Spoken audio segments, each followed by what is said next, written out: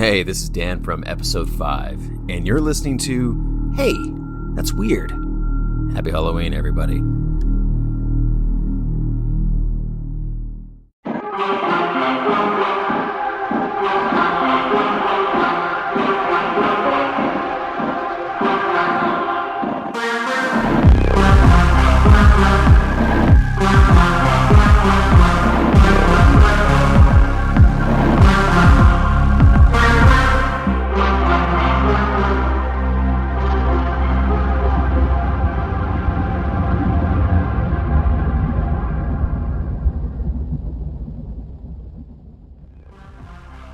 Hello listeners and welcome back to Hey That's Weird for a very special couple of Halloween episodes.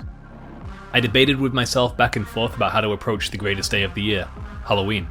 And after asking all you guys on Instagram and the socials, the general consensus was to release an extra long episode featuring multiple short stories. Now, I don't know about you guys, but my attention span ain't all that. So I decided to make it 2 separate episodes to be released today and tomorrow. Why not spread out the spooky season a little more? Each of the 2 episodes will feature 3 shorter stories from my guests. A huge thanks to them for contributing their stories and being part of this. Just a few housekeeping notes, we hit 1,000 followers and 25,000 listens on Spotify this week. That's just Spotify alone, so there's others as well. These kind of figures blow my mind when I think about how this started. So to anyone who has ever hit play on an episode, those who listen to every episode, or those who are listening for the first time today, sincerely, thank you. Shout out this week to Yakova111, Danny Rewai, Andrew McCracken, Willett35, DSS, Aliska Jansen, and Bird for all your interaction and nice comments on the socials. It makes my absolute day to read them. If you are a listener and haven't rated us yet, hop on Spotify and give us a 5-star rating. Alternatively, if you want to leave me a nice review on Apple Podcasts, do that too. Also, I welcome constructive criticism. So please let me know if you have any ideas or suggestions. Okay, let's get to it. My first storyteller is Phil. I've known Phil for a while, and when he told me he had a story to share, I jumped at the chance to include him. So Phil, without further ado, let's get weird.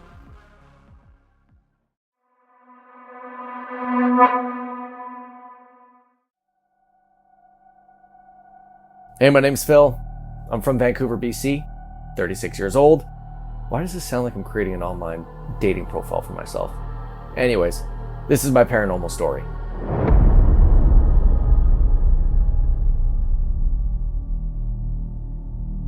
So back in around 2008, it was a big rise of paranormal activity, ghost hunters style TV shows. And a buddy of mine and me were just super into it. And so we started going on little ghost hunts that we thought were kind of creepy or whatever. We'd go to cemeteries or, if there was something that we read about online, we would go and check those ones out. Or if we saw one of the locations on one of the TV shows, we'd go and check that out too. We ended up coming across a website, which doesn't exist anymore, I don't think, but they had a whole bunch of different areas that were haunted in Vancouver. And we're like, okay, we should use this as reference and go and check out these places. So we go to a bunch of different ones. We broke into Riverview. We went and walked through the tunnels down there and stuff like that. Went and did a couple ghost hunts in different locations that it kind of recommended.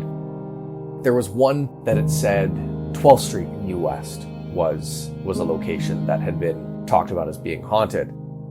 So one day, my friend and I, we packed up, got in my car, and drove out to New West. We went and kind of circled the block a bunch of times, couldn't find anything, which was pretty normal on our ghost hunts. We never really found much of anything. So we circled the block a bunch of times, and then finally we're like, you know what, it's been half an hour or whatever, we can't find anything. Let's just get out of here. So we go and do one more circle around the block, and 12th Street is on a hill in New West, and we're coming up the hill, and it's just like a residential neighborhood, cars parked on either side of the road, but the lights were off, and it was just kind of dark, and we're driving up the hill, and then all of a sudden I see someone walking on the other side of the road, walking away from us, like their back is towards us. We drive up, and just the way they were walking was kind of weird. And I'm like, oh, maybe this is something that we're after. Probably not. So we drive up the hill, get closer and closer. And as we get closer, we start to slow down just to kind of have a look. And as we get closer, that person's walk gets slower as well, like to the point where as we're slowing down, we're kind of catching up to it, and they realize that we're catching up, and they're just slowing down their steps until we get right next to the person. And this person's wearing jeans, a white hoodie, and a backpack, which match the description of what you would see on 12th Street in New West. As we get next to the person, we're now right beside it. My buddy's in the passenger seat, I'm driving. We're right next to the person, and we're both looking out the window. And the person comes to a complete stop, hands on their backpacks and their heads down. And we just sit there like, holy crap, for like a couple seconds. And then all of a sudden they like jerk their head to the right to stare at us. And their face was all white, black around their eyes. Like there was like no one there. And we both just let out this shriek. And I stepped on the gas, peeled out, and like instantly looked behind us in the rearview mirror, and my buddy was like looking out the back window, completely gone. No one there.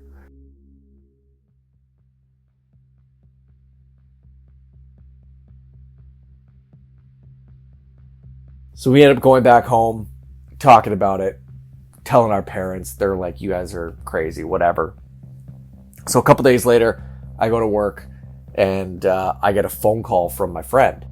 He's like, you need to go on to this website that we found this 12th Street person on. You need to go on the website right now. And I was like, well, I'm at work, I can't. He's like, I don't care, drop what you're doing, go on the website and check it out. I'm like, okay. So I guess I stopped working, whatever, and hopped on the computer, went to the website, and it said 12th Street update. Recently, a group of amateur paranormal investigators went to see the 12th Street, blah, blah, blah. There was an update on the website, and it literally gave the exact description that we had on that ghost hunt, I guess if you want to call it. So I thought originally that it was him that had submitted this to the website, or the people that created the website. And so I called him, and I was like, did you submit that? And he was like, no, I thought maybe you did. But if you didn't and I didn't, then who did? And so obviously someone had dealt with that exact same thing around the same time that we did. But I'll never forget the look, even talking about it to this day, all these years later, 18 years ago, thinking about it now, it still gives me goosebumps. Seeing the face on that person and like the jerk of the head towards us, and like it matching the description exactly, and seeing it was something that I'll never forget. And it's honestly, anytime someone talks about, you got any paranormal stories or anything like that, I love telling the story, because it's just so, like, it's so crazy that that's exactly the description that was listed on the website, and we saw that exact same thing happen, and then someone else saw the exact same thing, shortly after we had done it. So that's my story.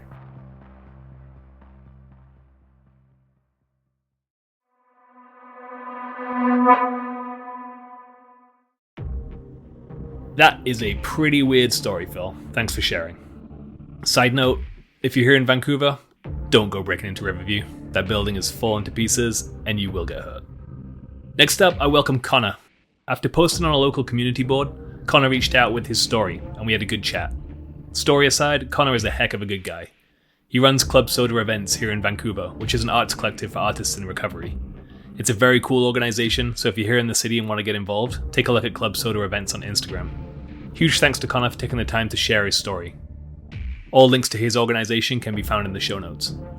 Alright, Conor, let's get weird.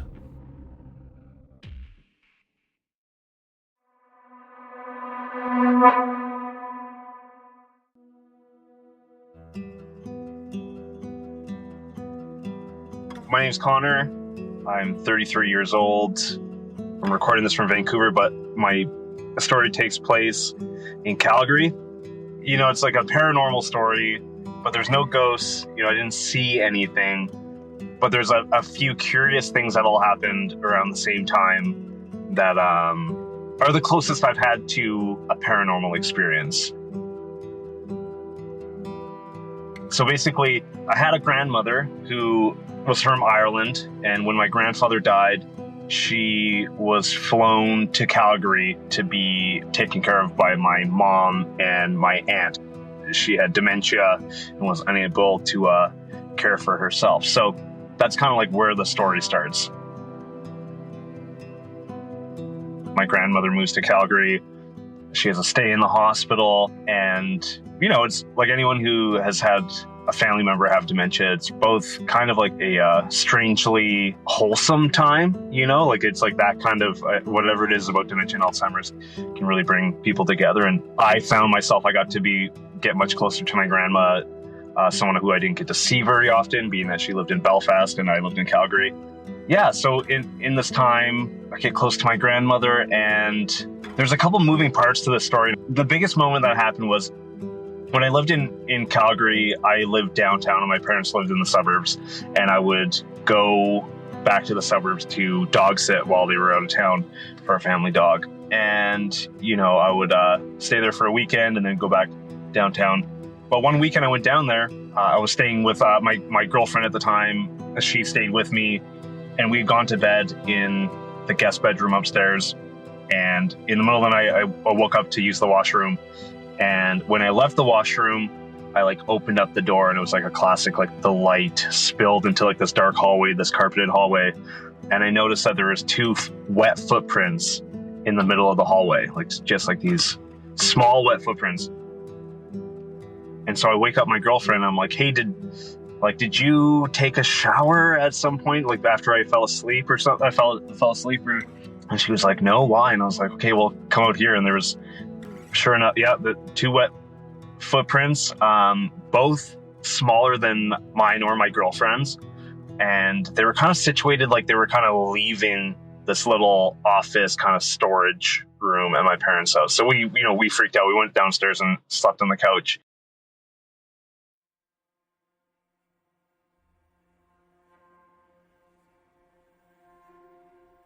About a month before that, same situation. I was looking after the family dog while my parents were out of town at their place, and I had fallen asleep on the main level on the couch in front of the TV.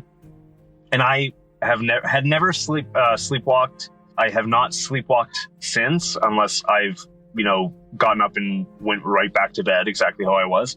But that night, I woke up on the ground in the hallway exactly where those footprints were. I remember kind of just coming to in the kind of 5 a.m. light spilling in the window, just that weird, and just totally disoriented. And I remember my family dog, Sasha, was just giving me this weird kind of standoffish look, kind of the dog kind of backing away, not really sure of what was going on. And I just woke up exactly where those footprints were. And so those two things were weird enough. And I apologize, I don't actually know the timeline if my grandma was still alive. I think she actually was still alive during all that. And I'll get to what I think about that after this next part. But eventually she did pass away. And, weeks after she had passed away, my mom called me on the phone. She asked, did you move your grandma's rings? And I was like, what are you talking about? What rings are you talking about? And she was like, her engagement and her wedding ring, they were in the office. So that office storage area that I was talking about where all this kind of happened, there was a lot of family memorabilia in there. We have a pretty large French and Irish background. There's a lot of photos and pieces of family history in there from both sides. And my mom had left my grandma's engagement ring and wedding ring on top of this little shelf, and they had gone missing, but then they had shown up again. And knowing my mom, she would have torn the place apart. She would have just really upset her at the time. And she only reached out to me after, because at the time I was I'm sober right now, but at the time I was not sober. I had pawned my parents' CDs and stuff in the past. So I think she was just she didn't want to believe that I could pawn my grandmother's rings, and thank God I didn't. I never got to that. That wasn't the case. But these rings, they showed up again after, and right exactly where she had put them. And she was just perplexed as well. She was like, I have no idea what this is all about. So in a short amount of time, there's these little wet footprints, and my grandma was a very small woman. Like, she was a very tiny little woman. We had those wet footprints. I wake up right outside the doorway of this office of like family memorabilia and memories and stuff like that. And then my grandma's rings disappear and come back in that time.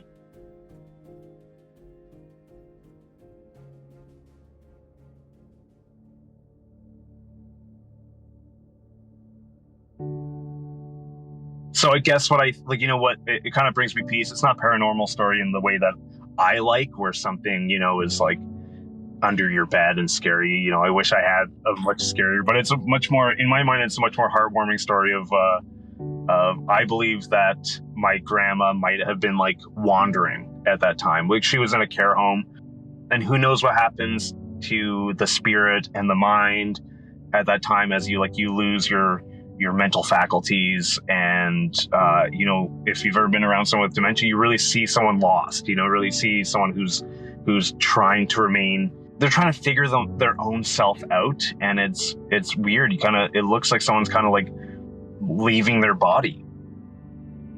In my mind, if I was to make any sense of it without using any, scientific logic or anything like that, I think that her spirit was wandering at that time and was looking for things that reminded her of home, and she was kind of gravitated towards these family heirlooms and photos and my family's house. And so I guess that's kind of the story. It's a pretty short little story, but I like it. I'll end on the fact that I've always thought about like getting hypnotized and finding out what happened that night that I sleepwalked, because there's like some lost time there. And was I in some way connected with my grandma? That, or like maybe there is some more malicious nature in it, but who knows?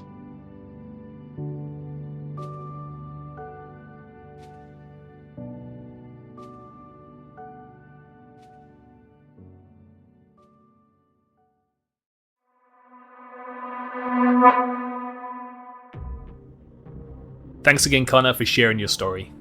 Finally, today's main event story comes from Tara. Tara, like me, grew up in the UK and has a memory of a story that still haunts her and her sister to this day. Without further ado, last but not least, Tara, let's get weird.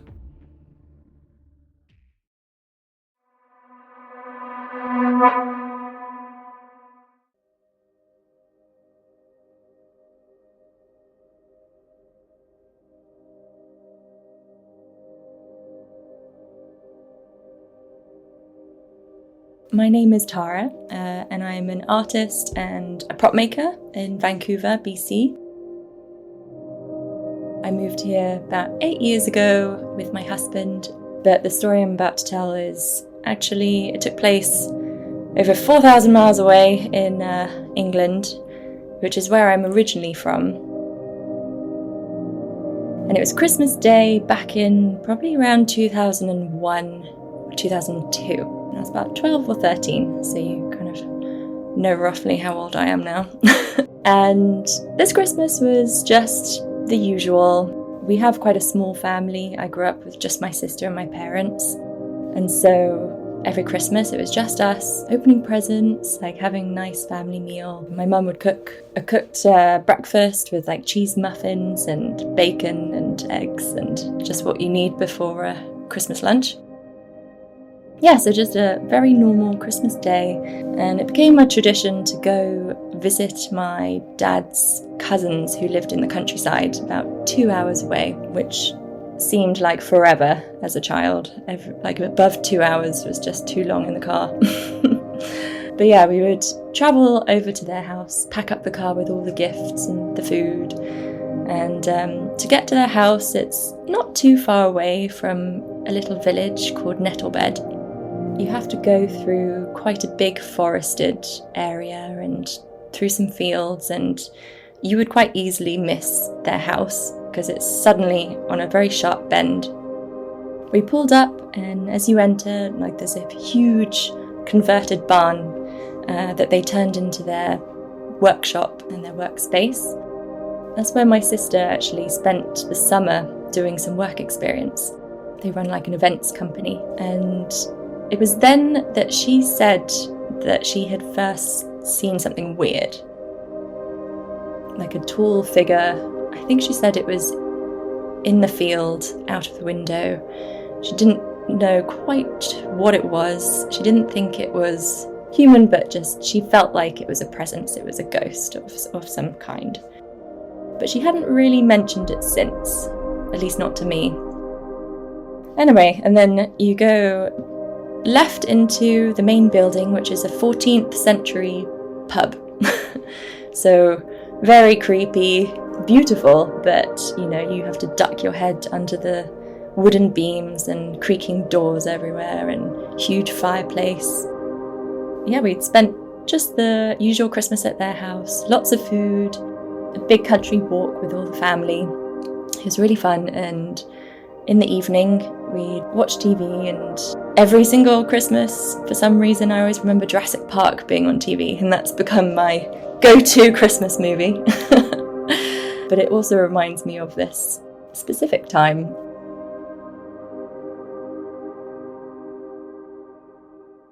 I was basically the youngest of everyone. I was about 12, 13, so I went to bed first. I was sharing a bedroom with my sister. To get to the bedroom, you have to go through the living room and through this huge wooden door, which you have to pull really hard to yank open, and go up this spiral staircase covered with carpet. And I was only like 5'4", not very tall, but you still have to duck. I just remember it being really quiet.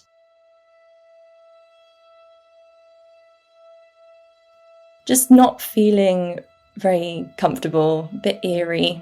I've seen so many horror movies and I just felt on edge. So I got ready for bed as quickly as I could, brushing my teeth and shutting the cupboard with the mirror really quickly so I didn't have to look in the mirror. So just walked into the bedroom, and I just remember the moon was so bright. The light was shining into the bedroom so brightly that I had to go to the window and draw the curtains closed. Jumped into bed, and because it was so quiet and eerie, I got my CD Walkman out. That really dates me, just to drown out the quietness. I must have fallen asleep, and my sister must have gotten into bed shortly after, because the next moment I woke up with her screaming at the top of her lungs into my ear. Just such the most blood-curdling scream. She's got the lungs of an athlete. I've never heard such a scared, piercing scream before. And weirdly, I knew exactly why she was screaming. And all I could do was sit up, keep my eyes closed, my hands over my ears, and I just started rocking backwards and forwards. I'm starting to shake now, actually. It just felt like it went on forever. Finally, she stopped screaming. My mum ran into the bedroom, turned the lights on, and I looked over at my sister. She was just so pale and crying her eyes out, and she had seen two figures at the window. One really tall man and one shorter, squat guy who was a bit close to the bed. Apparently he was leaning on the windowsill. Nothing happened. She just saw these two figures, obviously panicked and screamed. And I'm normally quite a skeptic, but I looked over at the window and the curtain was open. I can't really explain that. So I was the one to close the curtain, so that was just the one thing that I noticed. I couldn't sleep at all. My sister couldn't sleep at all, and so my mum got into bed with her and I got into bed with my dad in the next room along. He just fell asleep straight away, so I kept on prodding him all night to keep him awake. So poor thing, he was probably exhausted the next day. I've refused to sleep in that part of the building ever since. So is my sister, and we never really discussed it much after that. I think it was just a very traumatic time, and I slept with the light on for about 4 years after that. Finally, now I'm fine. And since going back to my cousin's house, they actually mentioned the last time, like last Christmas we went, that other people have seen the same thing. Not necessarily at that window, but they've seen a tall man or a short guy in kind of old-fashioned long cloaks. So that, alongside the window being open, I'm just not convinced that it was just the wind or, my sister having a episode.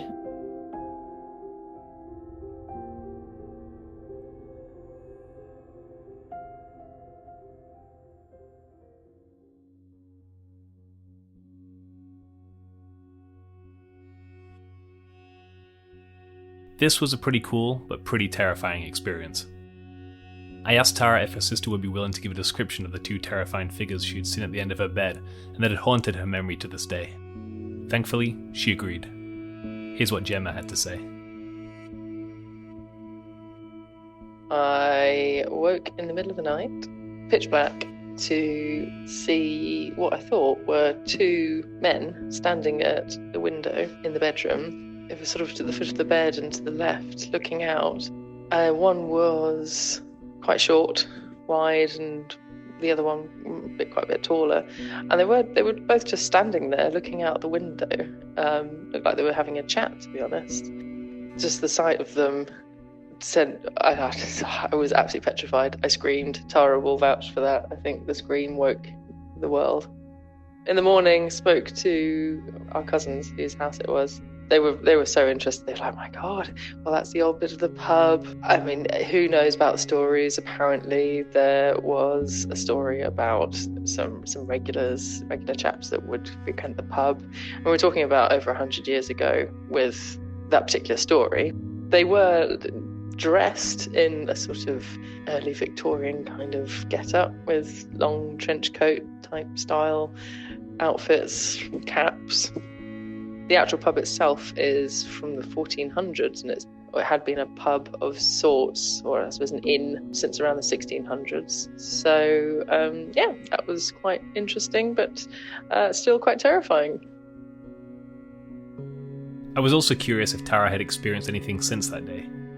Here's what she said. Not paranormal, I suppose. I've had night terrors, but they're very much, just dreams or sleep paralysis. That was a creepy one. But it's very that's 100% a dream. When I was younger, I definitely was more in touch with people and feelings and things. You're not distracted by modernity, and it wasn't creepy, but I did start to predict things. But it was stupid things like my sister getting leg wax given to her for Christmas from my aunt or something. Things would just happen that I predicted. I think I was just a very shy, quiet child and spent most of my time listening to people and aware of my surroundings. But no, I haven't had anything since, and I don't think my sister has really either. She's seen things, but more in just dreams, as I said. And finally, the question that I like to ask all my guests. Is Tara still a believer to this day? I don't know if I ever did. And I don't know if I do. But I do believe in, I believe that we don't know everything. And that space and time is very weird. My interpretation of it is maybe we're kind of colliding with the past or future. Our life is colliding with theirs and we just happen to be in the same space at the same time. That's my interpretation of it. Not so much the typical ghost.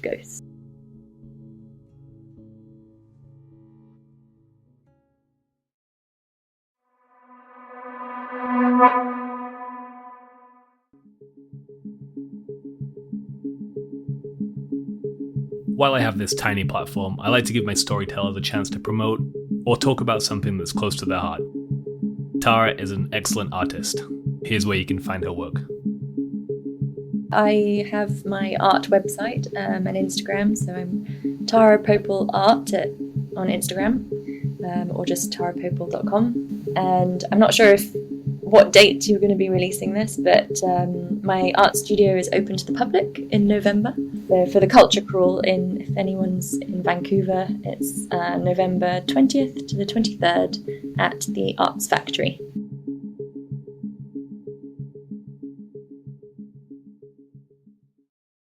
A big thanks to Phil, Conor and Tara for being vulnerable and sharing their stories. I know it's not always easy to come on a podcast and talk to a stranger about something crazy that's happened to you or weird, but I really appreciate the people who take the time to do that. It really keeps this thing going. So if you do have a story, long or short, message me. We can figure something out. Let's make something cool together. Okay, I'll see you guys tomorrow for Halloween Part 2. Until then, stay weird.